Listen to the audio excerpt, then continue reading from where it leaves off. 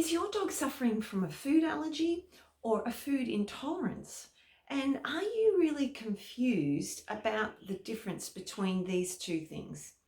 Let's find out today what the difference is and also how these two things come about.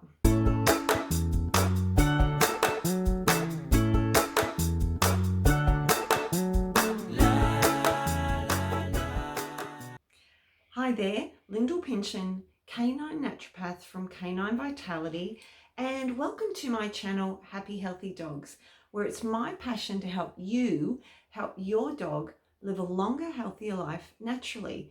Now, thank you for being here today, and if you are new to my channel, then don't forget to subscribe if you feel moved to, and also to click on that little bell to be notified of all my upcoming videos.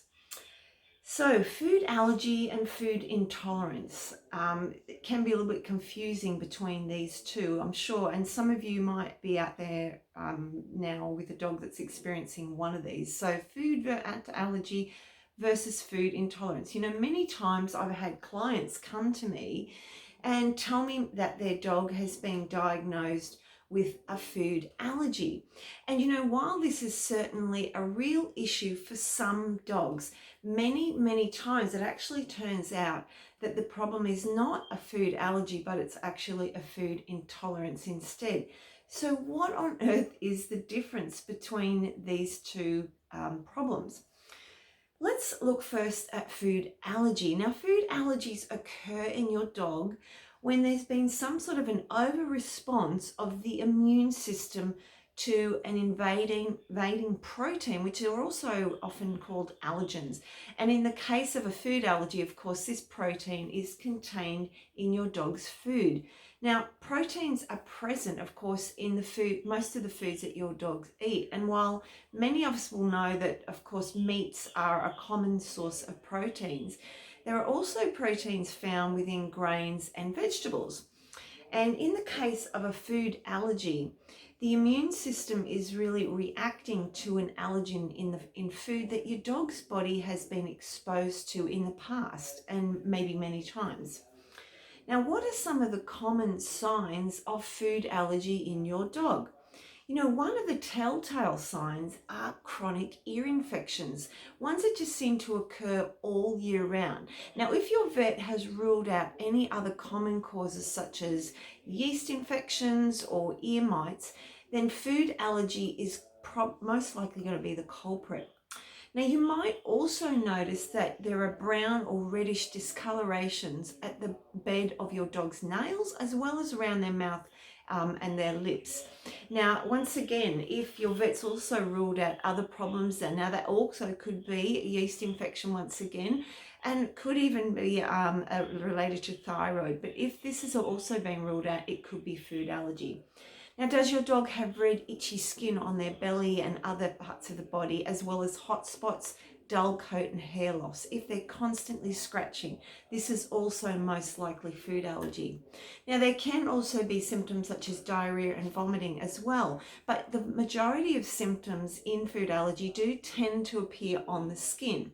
Now, true food allergy is not as common as you'd think, and most issues do actually fall under the term of food intolerance instead. Now, food intolerances occur when your dog is unable to properly digest an ingredient in their food. Now, which, you know, this can often lead to gastrointestinal symptoms like bloating, flatulence, vomiting, and diarrhea. Now, it's estimated that possibly 1 in 3 dogs has some sort of digestive symptoms or distress. So, you know, food intolerances, from my perspective, clearly are becoming more and more common these days in our dogs. Now, I believe that this has a lot to do with processed foods and other poor ingredients in the diet that have really become the standard diet for many dogs. Now, unlike a food allergy, which is an immune reaction, as I said, to proteins that are generally found in food, and this shows mainly on the skin, food intolerances in dogs tend to appear as stomach issues. But there can sometimes be overlapping of symptoms. So there can be sometimes those skin rashes and itching and so on. And this is where it's really important to work with your vet to diagnose between the two.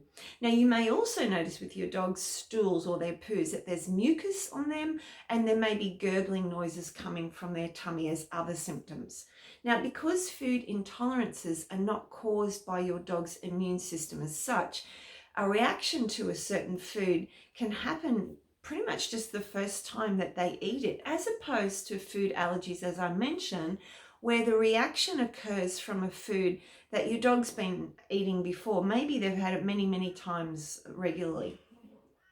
Now, although a food intolerance may show a one-off reaction, if you are feeding the same food regularly and not realizing it, of course, your dog may start to show some sort of ongoing digestive issues.